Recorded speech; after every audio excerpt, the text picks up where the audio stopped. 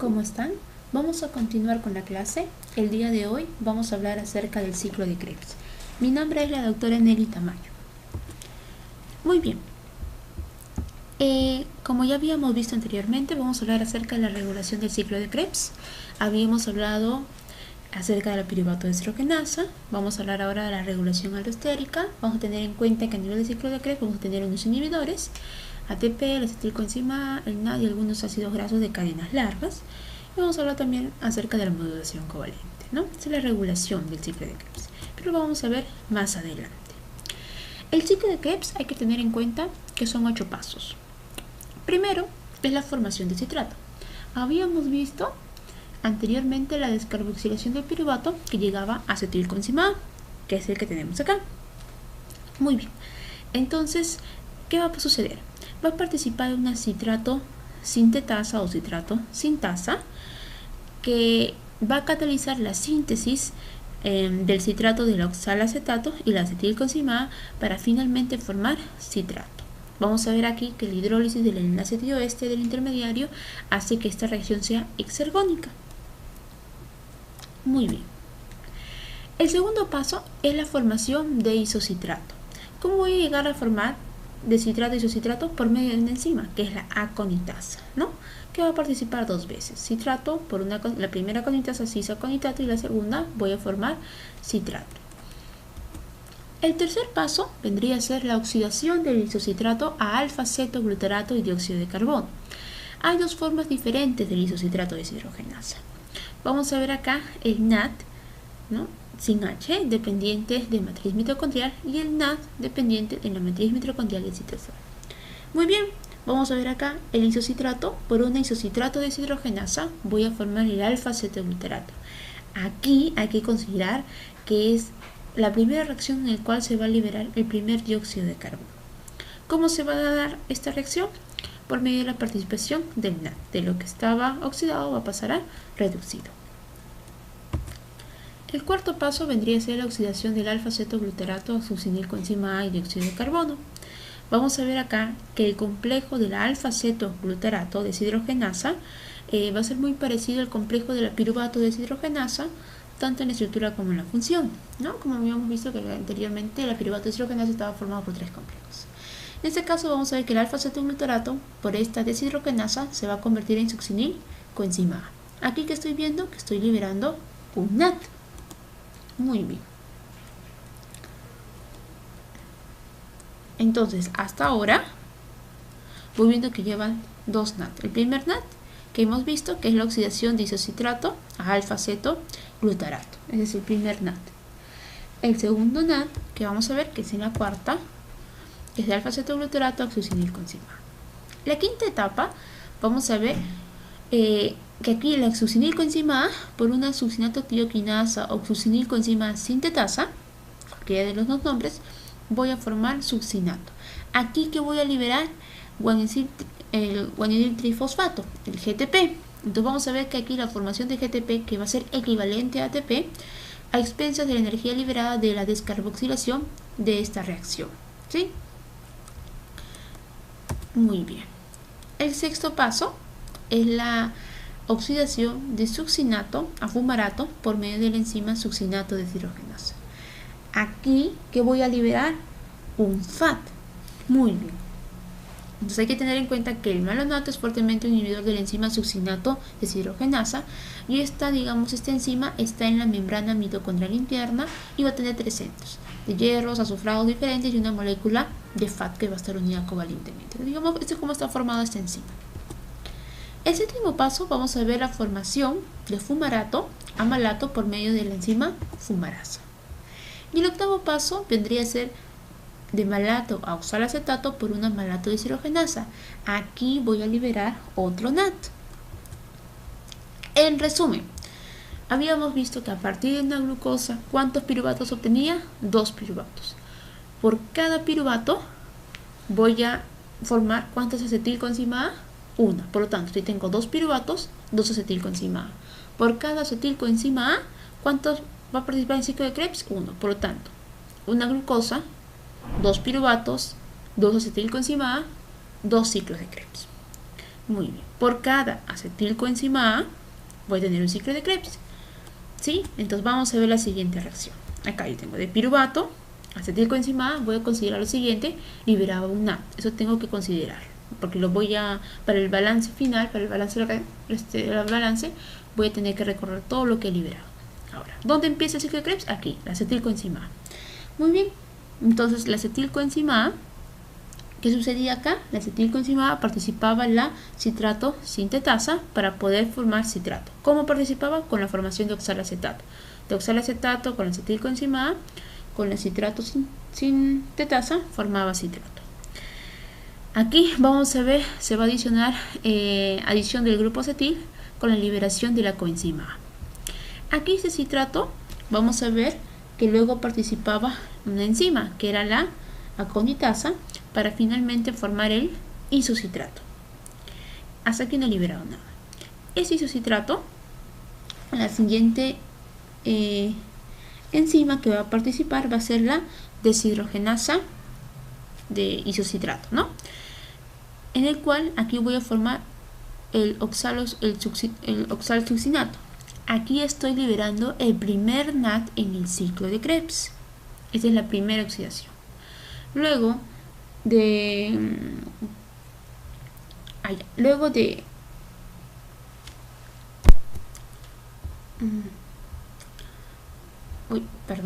vamos a continuar acá. Entonces, como había mencionado, de acá, del isocitrato, por una deshidrogenasa isocítrica, voy a llegar a formar un oxalsuccinato, que es el complejo intermediario, que luego va a llegar a formar el alfa-cetoglutarato.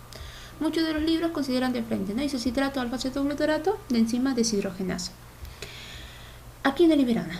Ahora, del alfa-cetoglutarato, por medio de una deshidrogenasa, voy a llegar a formar la succinil coenzima A. En esta reacción es la segunda oxidación donde voy a liberar el segundo NAT. ¿Sí? Muy bien, entonces, de succinil coenzima A, por medio de una succinil coenzima A sintetasa, voy a llegar a formar succinato. Pero acá en esta reacción les había mencionado ¿qué cosa? Que se liberaba un GTP. Muy bien. Entonces al darse esta reacción se libera un GTP y este GTP era equivalente a un ATP. Porque cuando es trifosfato finalmente va a reaccionar con un adenosín trifosfato para liberar el ATP. Entonces en esta reacción lo que se va a liberar realmente es una molécula de ATP, ¿no? Vamos a ver aquí la liberación de la coenzima A, se libera, ¿no? Y se va a transformar el guanosín difosfato en guanosín difosfato en guanosín trifosfato, y finalmente este trifosfato va a permitir la conversión de adenosín difosfato a adenosín trifosfato. Muy bien, ahora de succinato a fumarato, ¿qué enzima era la que participaba? La succinato deshidrogenasa.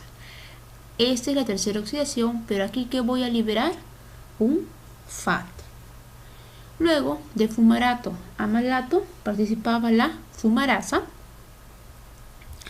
Y finalmente, de malato a oxalacetato, ¿quién participaba? La malato deshidrogenasa, ¿no? Y finalmente, acá, vendría a ser la cuarta oxidación de malato a oxalacetato, donde voy a liberar el tercer NAT.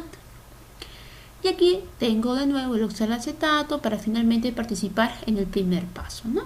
Que con la enzima citrato sintetasa, acetilcoenzima A, oxalacetato formaba citrato. Y de nuevo sigue todo el ciclo de Krebs. Entonces, por una acetilcoenzima A voy a llegar a formar ¿cuántos NAT? 3 NAT. 1, 2 y 3. ¿Cuántos ATP? Bueno, en este caso un GTP, que finalmente se transforma en un ATP. ¿Y cuántos FAT? Un FAT. Pero, como son de una glucosa, ¿cuántos piruvatos tenía? 2 piruvatos. Por lo tanto, van a ser ¿cuántos acetilcoenzima A? 2 acetilcoenzima A. Y si son 2 acetilcoenzima A, ¿cuántos NAT van a ser? Ya no van a ser 3 NAT, sino van a ser por 2, 6 NAT. Ya no va a ser un ATP, sino va a ser por 2, 2 ATP. Y ya no va a ser un FAT, sino 2 FAT. Muy bien. Aquí igual, de piruvato a acetilcoenzima A, por un piruvato era un NAT, ¿no? En la descarboxilación del piruvato para formar acetilcoenzima A. Pero como son 2 piruvatos, voy a tener 2 NAT. Entonces, el balance del ciclo de Krebs, primero con quién iniciaba, con la acetilcoenzima A, participan en 3 moléculas de agua, NAD, FAT, que finalmente estos se van a oxidar para formar finalmente 3 NAD, un FAT y un GTP. Pero como son 2, todo lo multiplico por 2. Entonces vamos a ver aquí la participación, la cadena transportadora de electrones y la glicólisis se van a generar ¿dónde? En la mitocondria. Y van a llegar a través de las lanzaderas que son mecanismos que van a permitir llevar, atravesar, ¿no? Y cambiar de sitio de los electrones que están en el citosol y llevarlos a la mitocondria. Entonces vamos a tener en cuenta lo siguiente. El metabolismo de los carbohidratos, ¿quiénes van a participar? Las lanzaderas. Hay dos tipos de lanzaderas, la lanzadera del glicerol 3-fosfato y la lanzadera del malatoaspartato, ¿no? ¿Para qué sirven? Son mecanismos de las células para utilización de los intermediarios en la síntesis de ATP y pueden cambiar el sitio de un elemento que está en el citosol a la mitocondria. Vamos a explicar cada lanzadera para que ustedes puedan entender esto. Muy bien. La primera lanzadera es la lanzadera de la malatoaspartato. Esta lanzadera va a estar, digamos, en mayor cantidad. ¿Dónde se va a dar? ¿Dónde va a participar esta lanzadera? A nivel del corazón y a nivel del hígado, ¿sí? ¿Dónde va a empezar? Acá. Yo voy a tener en cuenta, son como dos fases. La primera fase se encarga de la transferencia, ¿no?, de electrones hacia la matriz. Este es el espacio intermembrana y esta es la matriz mitocondrial. Muy bien. Entonces, el NAD, vamos a ver acá, este NAD que ven acá, va a ser reoxidado por el oxalacetato citoplasmático a través de la acción de la malato deshidrogenasa citoplásmica, ¿ya? Entonces, aquí yo tengo el NAD que por medio de la malato deshidrogenasa con participación del oxalacetato que voy a formar malato. ¿Por qué? Porque el oxalacetato no puede atravesar la membrana, ¿sí? Entonces, en forma de malato sí va a poder atravesar. Entonces, el transportador de la malato, vamos a ver, acá voy a tener el malato alfa-cetoglutarato, transporta la malato formado en este primer paso. ¿Hacia dónde? Hacia la matriz mitocondrial en intercambio con alfa-cetoglutarato, ¿sí? Es decir, entra malato, va a entrar acá la malato ¿por quién? Por el transportador malato alfa-cetoglutarato. Entra malato y ya sale el alfa-cetoglutarato. Esta malato, una vez que ha ingresado aquí en la matriz mitocondrial, ¿sí?, vamos a ver que aquí el NAD va a ser regenerado a partir de este NAD que se encontraba en la matriz, ¿no?, a través de la oxidación del malato a oxalacetato por la malato deshidrogenasa mitocondrial, ¿ya?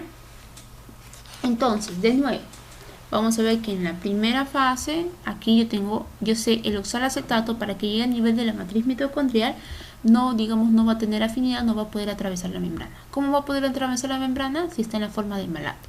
Por lo tanto, aquí participa el NAD con la malato deshidrogenasa, va a convertir ese oxalacetato a malato. Finalmente, este malato, por un transportador de malato alfa-cetoglutarato, va a poder ingresar a la matriz mitocondrial.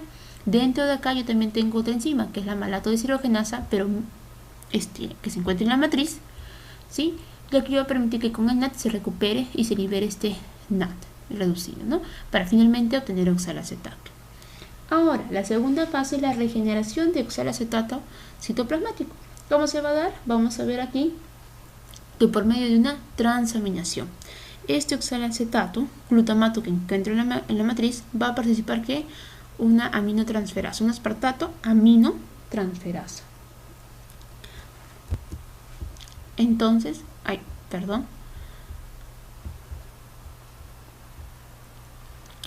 Entonces, como continuaba diciendo, ¿quién participa acá? El aspartato aminotransferasa, oxalacetato a glutamato. Finalmente, ¿qué voy a obtener yo acá? El alfa-cetoglutarato, que es el que intercambiaba acá en la primera parte, ¿no? La primera fase, entraba malato y ¿quién salía? El alfa-cetoglutarato. Ahora, entonces, ¿qué he formado acá? De oxalacetato con glutamato con la aspartato aminotransferasa formo alfa-cetoglutarato y formo el aspartato. Y este aspartato va a ser transferido hacia el espacio de intermembrana, ¿sí?, a nivel citosólico, por medio de ¿quién transportador? Por el transportador glutamato aspartato. ¿Qué quiere decir? Que está saliendo el aspartato, pero ¿quién está ingresando? El glutamato. Muy bien. Una vez que ha salido el aspartato, viene la segunda transaminación por una aspartato aminotransferasa, ¿sí? Vamos a ver aquí, el aspartato citosólico va a ser convertido en oxalacetato. ¿Por qué? Por la transaminación con la conversión de este alfa-ceto-glutarato a glutamato.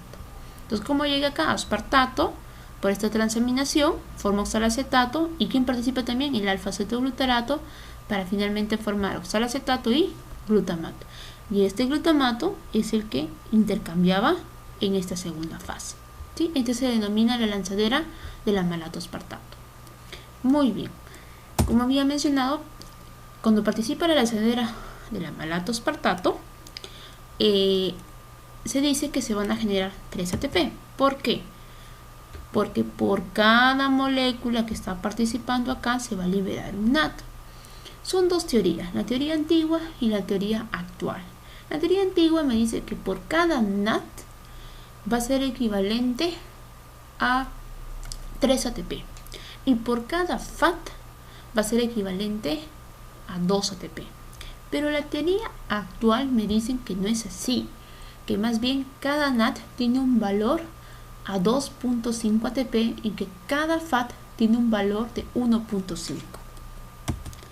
Ahora, luego voy a explicar por qué es tan importante saber esto, ¿no? Entonces, por cada vez que participa la lanzadera de la malato-aspartato, ¿cuántos NAT estoy liberando? Un NAT, que es equivalente a 3 ATP o 2.5 ATP. Y eso es por cada molécula, digamos, de el piruvato que se ha formado. La segunda lanzadera es más sencilla, ¿no? Vamos a ver acá que es la lanzadera de la glicerol 3-fosfato deshidrogenasa. En esto vamos a empezar acá.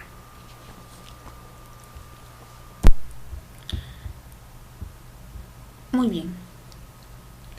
Entonces vamos a ver acá lo siguiente, ¿no? Vamos a ver que el glicerol 3-fosfato, así formado, va a poder atravesar la membrana externa, ¿sí? Atraviesa fácilmente la membrana mitocondrial externa y va a ser oxidado por un segundo tipo de glicerol fosfato deshidrogenasa, ¿sí?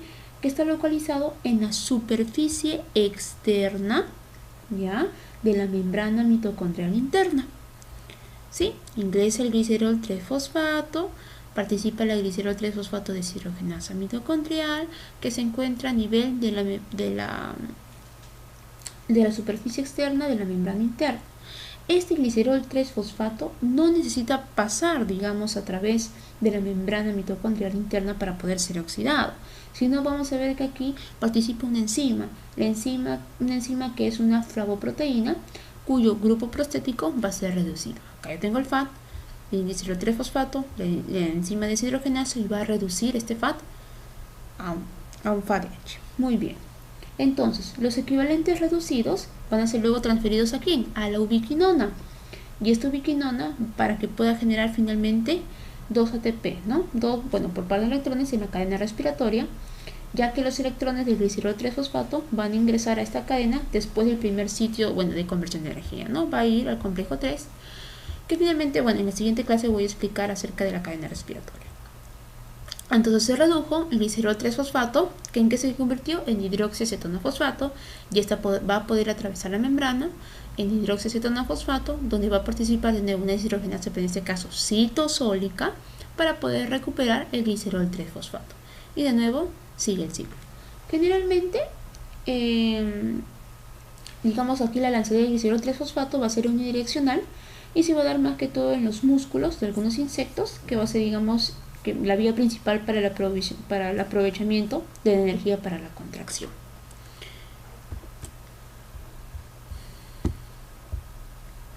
Entonces, vamos a ver lo siguiente.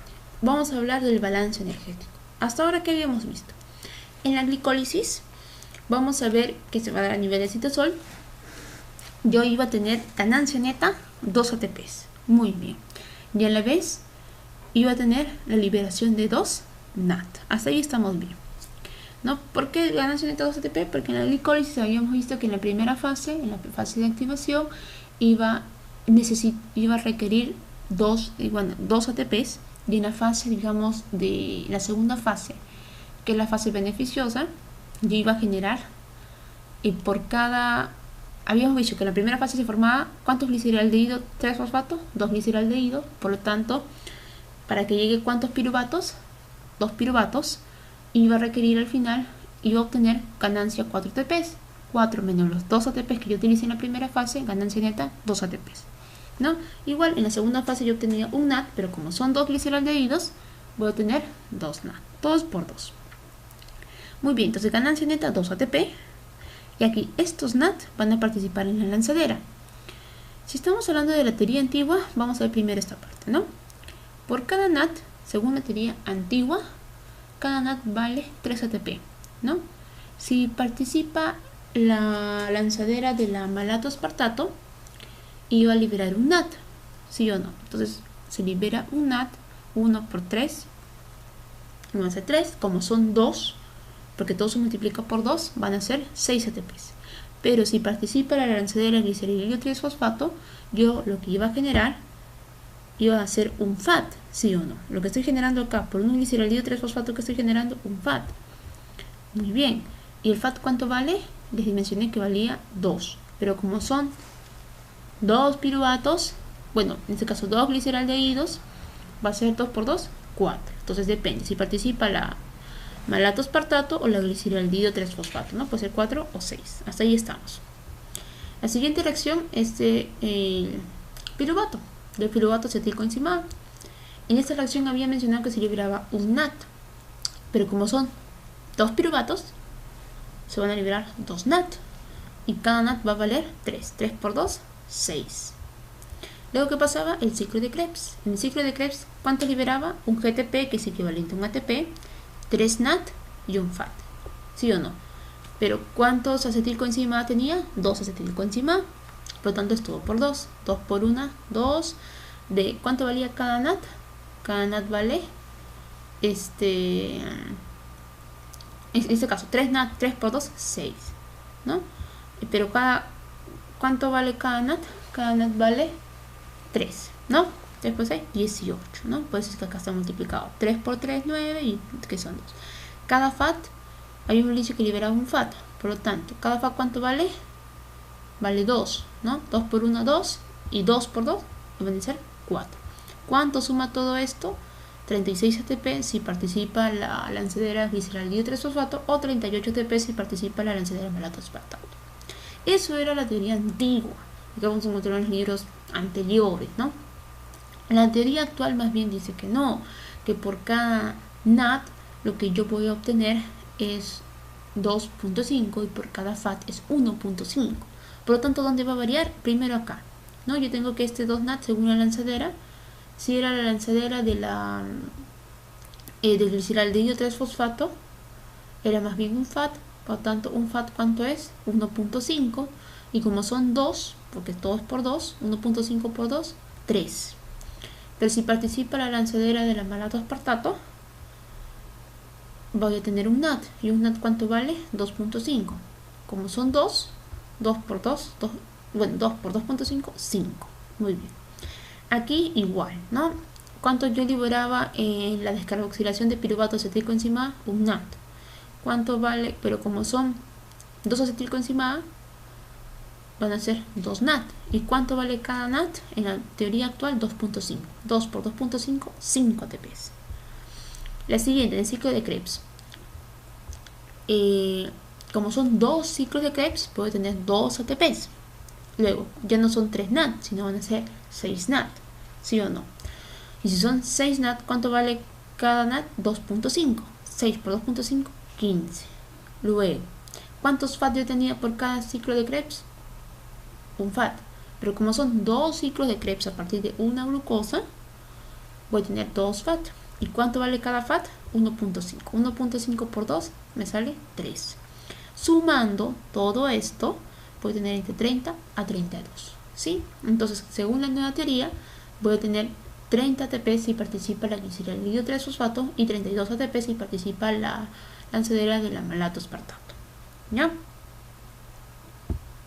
Muy bien, entonces para continuar, la regulación del ciclo de Krebs, vamos a ver aquí cómo se va a regular. Primero por la piruvato deshidrogenasa, que va a tener ciertos inhibidores, que es el ATP, acetilcoenzima A, NAT y algunos ácidos grasos de cadena larga. Y activadores, adenosín monofosfato, coenzima A y el NAT. También, además de las 3 enzimas del complejo de piruvato deshidrogenasa, va a contener 2 enzimas reguladoras que pueden modificar al piruvato deshidrogenasa, la E1, ¿no? La E1 quinasa, al fosforilar esta primera enzima, la ven a activar, ¿no? Esta quinasa, y es activada por el NAT y la acetilcoenzima A, y la fosfatasa, al desfosforilar a la enzima piruvato deshidrogenasa, la va a activar, y esta fosfatasa va a ser activada por magnesio y por calcio. La regulación va a depender de qué, de disponibilidad de sustratos, de la inhibición por acumulación de los productos y la regulación por las enzimas. La citrato sintasa, ¿por quién se ve inhibida? Por el NAT, ATP, succinilcoenzima y citrato, y los activadores van a ser adenosín trifosfato. La isocitrato deshidrogenasa, inhibidores, adenosín trifosfato, y activadores, calcio y adenosín difosfato. Alfa-cetoglutarato deshidrogenasa, inhibidores, succinilcoenzima A, el NAT, y los activadores vamos a tener al calcio. Y finalmente, ¿cuál es el factor más importante? Digamos que el factor más importante va a ser la relación intramitocondrial entre NAT oxidado y NAT reducido, ¿no? La reacción del complejo piruvato deshidrogenasa, vamos a ver aquí que los electrones fluyen del piruvato, la porción lipoamida de la lipoidtransacetona, que ya lo hemos visto, ¿no? Luego pasa al cofactor Fa de la lipoido deshidrogenasa y finalmente reducen el NAT transformándolo a NAT reducido, ¿no? El grupo acetil se une a la coenzima A mediante un enlace tioéster de alta energía para que luego este ingrese al ciclo de Krebs para completar así toda la oxidación hasta finalmente hasta CO2 y agua. Muy bien, muchas gracias.